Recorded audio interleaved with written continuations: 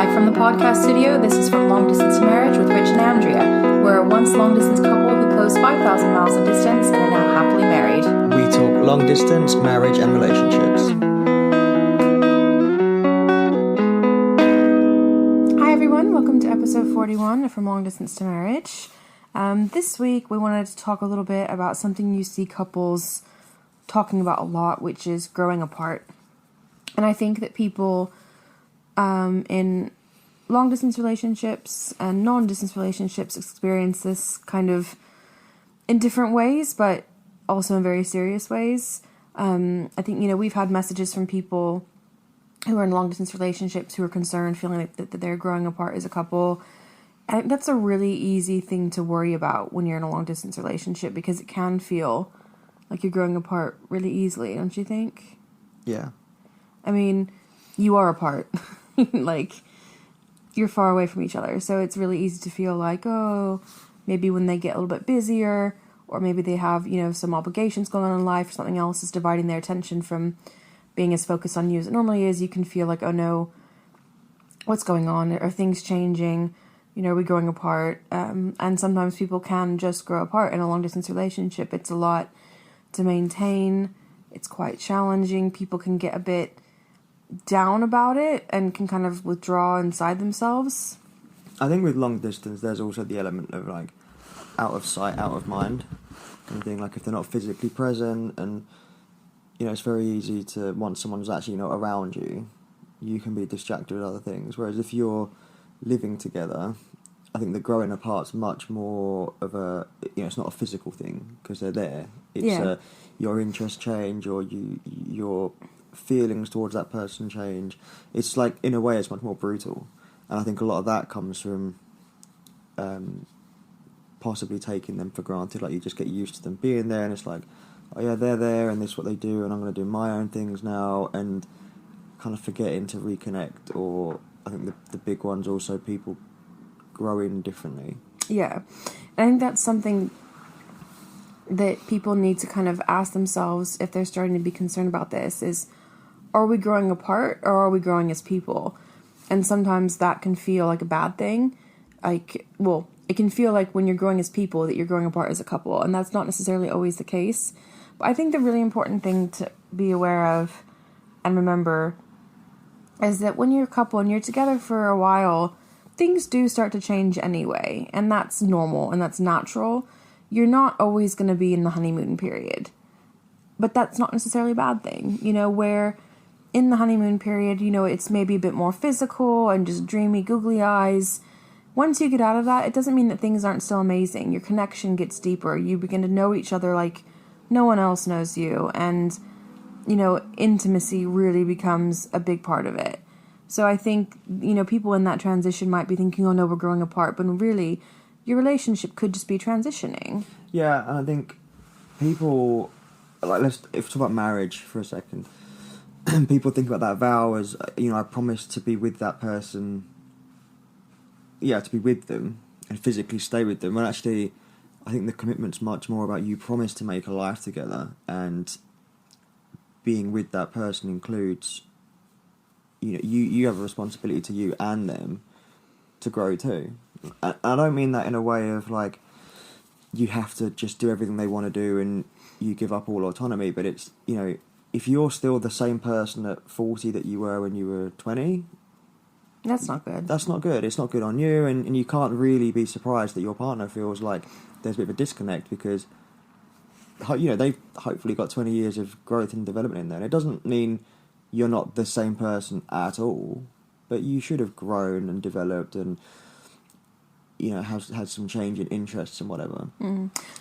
And I think we're always the same person. Like, I was listening to an interview with, I think it was Steve Madden, the shoe designer, and he was saying, I don't believe we grow old. Our bodies grow old. He's like, I'm a 61-year-old man right now, and I still feel the same way in my head as I did when I was 10 years old. Like, we are always, unless something kind of maybe drastic, extreme happens, we're still the core who we are, but our drive changes, our ambitions, our dreams, our interests, we evolve. Hopefully our opinions and things change. Yeah. I mean, life shows you so much, even if you're not directly involved in it. The things happening in the world today should influence you and make you think about your opinions and change some and things like that. So, like, do I feel like you're the same exact person you were 9 years ago when we finally met in person? No, you've changed, grown in a lot of ways. You're still the same person. Your values and your personality and all those things I loved about you are the same, but like, you've matured in a lot of ways. Your style's quite different. The way you dress is different. Like, it would be weird if you were still the same as you were when you were 23 years old. Yeah. Because you're 33 almost now. Like, yeah. So the commitment that you make to each other, and okay, if you're not married and you haven't done the vows, the commitment principle is still the same. It's not just about, I promise to love this version of you, and then when you change, I'm going to change my mind. And you should be on this journey of development together, and interests are going to change, and that's okay. And you can grow apart and have different hobbies and different interests and have time away from each other doing things, but it's about the core of the relationship is what you're working at, and you have to ask yourself, am I doing my bit to uphold the bargain here? So you might be thinking, my partner's changed and that's not fair, and you can really project that onto them, that they've changed and it's not fair, and he made a commitment or she made a commitment to me that whatever. And it's like, well, the love is still there, but your side of that bargain isn't to just love that version of them that you met, and it isn't to just stay static throughout life. Yeah. You've got your part to play. Totally. And I think people sometimes think that, we've all seen like these charts and memes and stuff, and it's like how you think your journey's going to go, and it's like an uphill thing. Straight line. Yeah, or uphill or straight line. And then it's like how it actually goes, and it's up and it's down and it peaks and it's valleys. Yeah, and I think people probably think a relationship is going to be really like that. But when you think about this, you've got two people, so then you've got two lines on this chart. And people grow at different rates and people sink at different rates. And very rarely are you both at the same exact place in life, even though you have the same life together.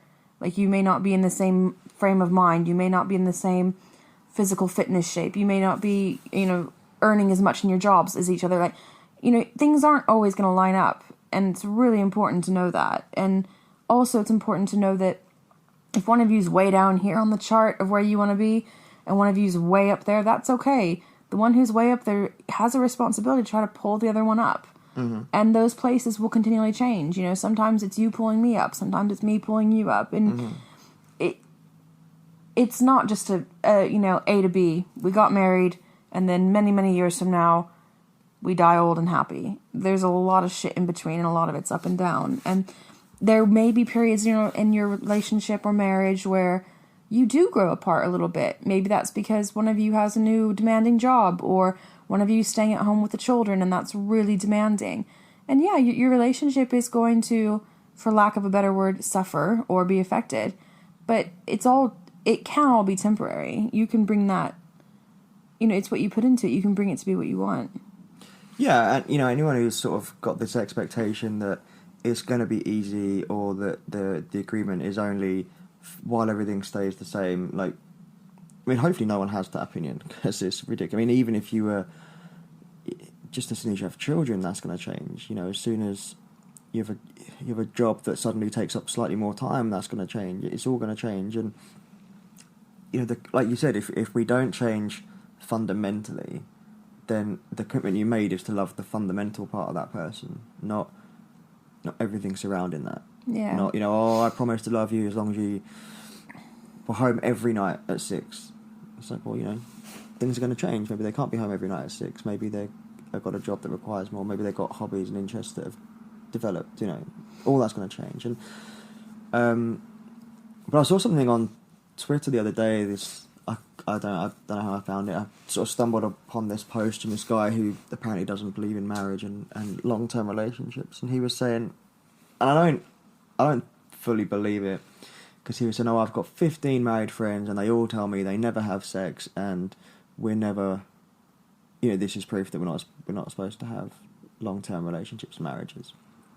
I think maybe that sounds a bit extreme, that all 15 people that he knows don't have sex, but I think that actually the principle of what he's saying is you do hear that quite a lot. That people say, "Oh, I'm not getting married because the sex suffers and stuff," and I think the evidence is against that. I think one of the things I've also been seeing is sort of study after study showing that men in particular who are happiest and most fulfilled are married or in long-term relationships, and because there's this sort of I think men in particular have this idea that we're like incredible, like, you know, we can get anyone we want, we'll have all the sex we want, but the reality is most men are average. You're not going to have sex on tap if you're single, like, you know, and so there's going to be frustration and a lack of fulfillment in that, but there is still the conversation we had of, you know, when you're having sex with the same person for 10, 20, 30 years, like, there's an amazingness that comes with that, but it's also true that you're not going to have that same spark after 30 years as you're going to have on day one when it's fresh and tingly. So that takes sort of commitment and... You make me tingle. Yeah, well, the tingle is going to be there, but you know what I mean? Like that sort of... Because you haven't got that nervous apprehension at the beginning and all those little other emotions. What you have instead is like this incredible connection and familiarity, but it's different. And, you know, it does require a commitment to keep pursuing things, doesn't it? And yeah, and I think just on kind of sex, when you've been together for a long time, I think, you know, everyone's sex lives are so varied and people have so many different, you know, a wide range of interests in the bedroom. You know, some people like to use toys, some people like get really in their bondage and safe words, and some people are very happy with, you know, what a lot of people call vanilla. But, you know, all of that is absolutely 100% more than okay. Great. You know, whatever works for you as a couple and makes you feel, you know, really aroused and everything is great. But I do think that as you've been together longer, sex can be a great way to ground the two of you. You know, if you are often, you know, you've got demanding jobs or you've got kids or, you know, one of you's going through something, you know, like, you know, I've had periods of anxiety and depression, and sex can be a really great thing to bring you back to, oh yeah, God, like, I just love every inch of you. And literally. Yeah. Yeah. That one little inch. It's just great. That's a joke. But you know what I mean? Like, I think it's a great way. It's kind of I know, I mean, sex isn't all that matters by any means, but it is a great anchor for your relationship. And let's be honest, it's one of the first things that really excited you about each other. You know, like, in the early days, you know, sex is completely thrilling. So I think that, you know, if you are going through a period where you're feeling a bit like, you know, life is pulling you apart a little bit and you need to fight to maintain things, you know, look at your sex life, you know. But I think the big change with sex is, you know, in the early days, it's probably more spontaneous and it's possibly much more frequent because just the whole emotion and feelings of the relationship are different. Pheromones and everything. It's all very different at the very early stages. And as time goes on, you have to have the conversations around, or if not, you know, maybe you don't have to have the conversations, but there may be more of effort and planning. Yeah. And conversation about, okay, well, should we try this? Should we try that? Or, you know what, life's getting busier now, particularly if people have children. It's, you know, quite a lot of people have success in scheduling it. You know, so they know when it's happening. That makes it easier for everyone involved if it works for you. But I think where people might come unstuck is expecting 5-10 years down the line that it's gonna be the same as it was at the beginning, because life just changes. And I think the big problem people also get is routine. It's like, okay, well, it's Wednesday night and we go upstairs at 7 and we do 10 minutes of missionary, 2 minutes of oral, and then it's back downstairs. Like, you know, if you're finding yourself in any variation of a routine, that's probably not going to keep everyone very happy for very long. No. And I mean, that being said, like, you know, you said people have success with scheduling it. So that might mean that, yes, okay, every Wednesday and every Saturday are our sex days, but that shouldn't be, we do 10 minutes of missionary and we do, it's okay, maybe throw an outfit in this time, or maybe throw a toy in this time. Do you know what a good idea? I've literally just thought of this. We might do this ourselves now. Oh, might we? We, ages ago on Instagram, we shared this picture of the little pot we've got, and we each wrote down like 10 things we wanted to do. Yeah. It wasn't necessarily sex. It was like you had like hold hands in there, and it was basically you had like make hot cocoa and watch a film. Or yeah. something. So basically, we'd each whenever like this jar or the pot was just put in the living room, and then we could just pick out one thing at random, say, let's do this today. It has to be mutually agreeable, of course, but it was a fun little way of doing something spontaneous and new. You could have like a little sex version of that. So you could say, right, well, Sunday afternoon's our scheduled day, but each week or every 2 weeks or whatever schedule that you decide, you take one thing out of the jar, and it could be like wear an outfit, watch a porno, do it against the window, like whatever, but each of you can put in 5-10 things, and then that would just help keep, rather than being like, and this is the thing, is like, it doesn't have to be, I think when people think about spicing up sex and to keep yourselves close, it doesn't have to be a huge dramatic, like, you don't have to reenact a porno, you don't have to do big old role playing if that seems weird to you. And I think also maybe through porn, or I don't know, but I think these days there's probably much more conversation around, does spicing up mean involving someone else, or going dogging, or you know what I mean? Yeah, no, and it doesn't have to spicing it up just means different from what you normally do. So that could mean... It doesn't have to be intimidating. It doesn't have to be something you don't want to do. It could be something you enjoy, but you just don't really think about that often. It could just be getting, some flavored massage oil, or going to a hotel. Could be going to a hotel. It could be just, using... Or it's all about you one day, and then it's all about them the next Or just time. taking a leaf out of, the 50 Shades of Grey books, like the first one where he uses a silk tie to tie her up. Like, you don't have to go out and buy loads of expensive, contraptions and things. It's just doing it a little bit different. So you could say, okay, well, Sunday, 2 o'clock, that's sex time, but, okay... Well, each day it's a bit different. Yeah, but, okay, it's your turn to take something out of the sex jar. That could be a way of spicing it up, and I think we should do that. I've excited myself. I think we do a pretty good job of... Yeah, we do. But, we're both sort of aware that it takes... Things change over time. It's not. I think some people could easily get offended. Well, I think also, and I don't think this is unique to us as a couple at all, but I think it is unique to couples who have been together, maybe not a long time, but for a little while, a couple of years maybe. Not being afraid to ask for what you want. Yeah.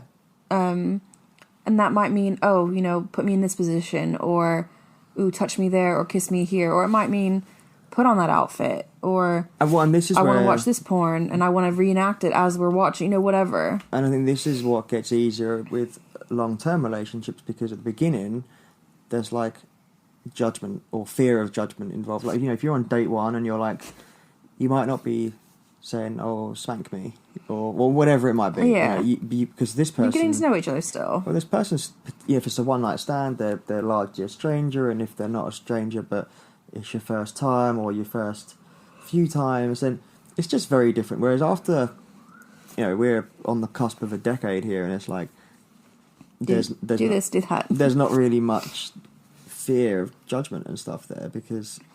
Well, I think also, in early days of a sexual relationship, you're kind of like, you don't want to come across as to this or to that, and you almost feel like the sex has to be great just naturally together.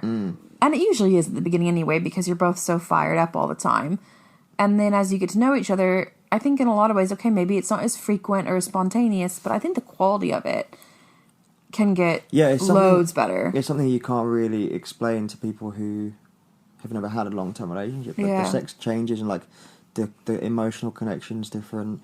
And also, like, there's not as much pressure. Like, if we have a bad session, we've had a couple we've just started laughing. Yeah, what the fuck is happening today? Have we not done this before? Kind of thing. And that's okay. You're like, just off, because you're not like, oh no, she's gonna go and tell all her friends at school that, like, oh no, God, we're not gonna tell anyone about that. Whereas it's just like, all right, well, we'll try again tomorrow. Yeah, or, new days. Or coming. we'll just we'll finish another way. So it's just there's familiarity and comfort there in a really positive way. And this episode wasn't supposed to be all about sex, but I think everything we've just said also spills over into every other aspect of the relationship. Well, no, but I think, and I think that, we're really talking about an emotional distance in a relationship if you're growing apart, but all I meant is that, sex can be a great way to ground you as a couple. Yeah, but what I was going to say was that everything we've just said about it, like, you have to put more effort in over time, and maybe that little jar of potential sex ideas. We did that outside of sex stuff. It wasn't just, it was sex and non-sex stuff. Yeah, but it wasn't specifically for the bedroom. Yeah. It was, like you said, let's have cocoa and watch a film tonight. Let's do this, let's do that. The point is that, all that stuff applies in the bedroom, but it also applies just in your relationship in general. And it's, that's a pretty good technique for doing something that you wouldn't normally do to avoid the monotony of come home, sit down, watch Netflix, or whatever it is you do. Yeah. You're also allowed to have your own hobbies. You're allowed to have changing interests over time. Encouraged to, I would say. Encouraged, yeah. And then you just have to still make time for the relationship, and you have to still consider how that relationship is growing. And if you I don't want to say it is a job, but if you sit down for a minute and take the same approach to it as you would your job of, okay, how am I doing? And I say this, I think people are more worried at work. Like, oh, if my manager think I'm not doing a good job, what can I do to increase my chance of promotion? If you just sit down with the same sort of honest approach and think, am I there enough for my partner, or am I doing what I promised to do? Am I doing what I should be doing? Because it's too easy to blame and say, well, let's go back to this. I'm not getting enough sex because they're not giving me enough sex, where maybe you're not getting enough sex because you're not making yourself appealing enough. And I don't mean that in a physically attractive kind of way. I just mean, are your actions such that your partner's feeling like, I want to have sex with you? Do you know, I stumbled across an article this morning, just kind of randomly. I was scrolling through my Pinterest stuff, my feed, and I found this article that said something about, like, it was like 10 things that men need to hear from their, female partners. And the article was all about how there's so many articles directed at men for what your wife needs to hear, or what your girlfriend needs to hear, or whatever. And there's actually not much of an emphasis on the things that men need to hear. And I think men traditionally, and this might be being a bit 1950s, but they're traditionally the breadwinners. They're traditionally the ones who, maybe feel a lot of pressure to, make sure that everything in the household, while the women do tons. I think men are just programmed to feel like they're the leaders of the household, whether they are or not. Maybe they don't earn as much money as the woman or anything. But do you know what I mean? Like, I think men are just programmed to feel like they need to lead and they need to protect and all this stuff. Mm-hmm. And as a result, men don't often get the praise that they need. And something in there that stuck with me was like, you're just talking about like being there for your partner. And one of the things that they said was, men aren't great at communicating. And so when they do open up and when they do kind of share like something vulnerable, something bothering them, like, it's really important that the woman says, and women find it fucking sexy when men open up or when men apologize. It's not even the act of apologizing. It's the act of like just the communication that like, I'm admitting, I'm understanding, I'm self-aware. But that's a fucking turn on. And so I think that, just on a note, kind of a side note from what you were saying, like, both partners need to be there for each other. And in doing so, you do make yourself more appealing. But also it's up to your partner to let you know, I really love that you did that. I love that you did that. And it makes me want you more, kind of thing. And that can be a driving factor. Communicating what you love about each other. And I think it's so easy to get caught up on what each other's doing wrong. And we're always telling each other that. Like, how often do we actually as couples say, you're doing a great job with this lately. It's exactly what I need from you, and thank you. And I think those are all things that can help you from feeling like you're growing apart. Mm-hmm. Yeah. Sorry, that was just a little thing that... No, but it's totally true. And we've all, I think we've both acknowledged it and mentioned it, that we still thank each other. Like, constantly. when you cook dinner, like, I thank you for it. If I clean the kitchen, you thank me for it. And it's not a thank you like, oh, this is such a rare treat, I'm so grateful for it. It's just a little acknowledgement that... you've made my day easier. Yeah. Or that you're just grateful that something's been done for you. Or for the house, yeah. Yeah. No, it's, literally it's trying the gestures, Every time we do something, and even still, we've been married a long time. If Rich takes me out to dinner, then I thank him. Or if, even if it's his birthday, or I treat him for some reason, it's thank you. Nothing is expected in our relationship. Even though we have high expectations, it's not expected, if that makes sense. Mm-hmm. Like, we know that it's not a given that people do things like this for each other. And one last little thing I wanted to back up to was, I think particularly couples who were long distance and no longer are, I think when you finally get to be together all the time, you feel like you're making up for lost time. And I think that it was driven by me at first, we're guilty of this, where like we built everything around each other when I first moved here. And it was almost like, oh, I don't want to see anyone else. I'm making up for all this lost time with you. And then when maybe, like, probably the first thing that you did was you joined a band. And then that took you away from me a little bit. And I was like, oh, actually, you know what? It's kind of nice to have an evening to myself where I can read or get stuff done around the house or just sit down and watch shitty chick flicks or whatever. And I think it's just be conscious of that, because if you've built a life for the two of you where you're together all the time, naturally life is going to change that at one point or another. So it can feel like, oh no, we're growing apart, but you just need to look at it in kind of a healthy attitude. Like I mentioned, like, oh, this is actually really nice. Now what things do I want to do? What hobbies do I want to try out? I can do that. But I think growing apart can feel worse if you've built your life in such a way that you're constantly around each other all the time. Yeah. That's not always healthy. It's good to have your own space and your own time. Yeah, you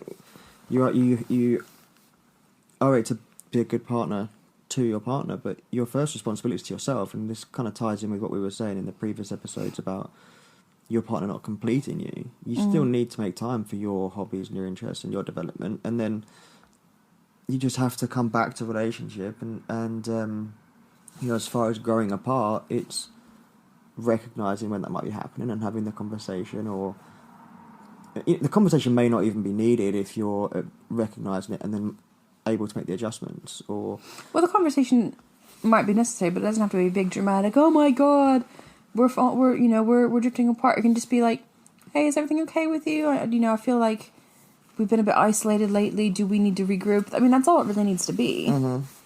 As the first thing. And if it's, actually I'm really unhappy with you, then obviously it needs to become different type of conversation. But yeah, and obviously this is also very, very different depending on what stage of relationship you're in. If you're in a marriage and you're years deep and you've established love and trust and all that, and this is just, this isn't really what it used to be, and I mean, we've all seen that in our parents, I think. Yeah, but that is something that, one, you probably want to salvage, and two, something you probably can salvage, and it takes a bit of effort. And I think don't let pride and whatever get in the way, or bitterness. Just always think like, what made me want to be with this person in the first place? Remember that, and then take that forward.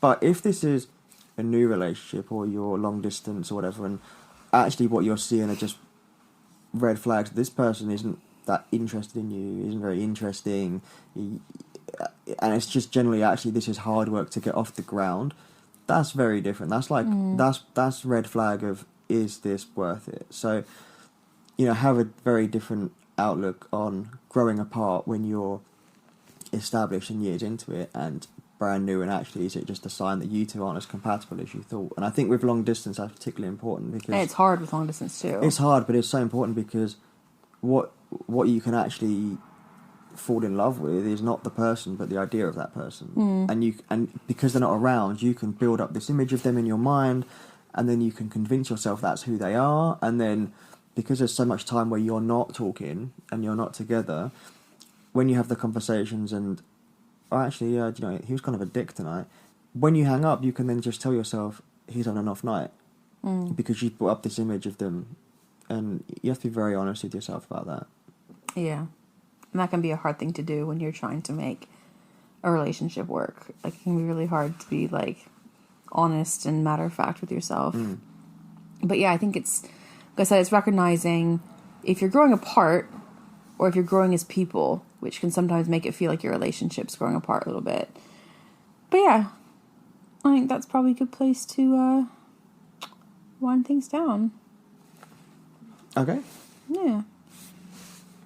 If anyone has any questions or topics that they want us to cover, you can always reach us at on the website, longdistancemarriage.com, or probably Instagram's the best, and that's at Mr. and Mrs. Distance.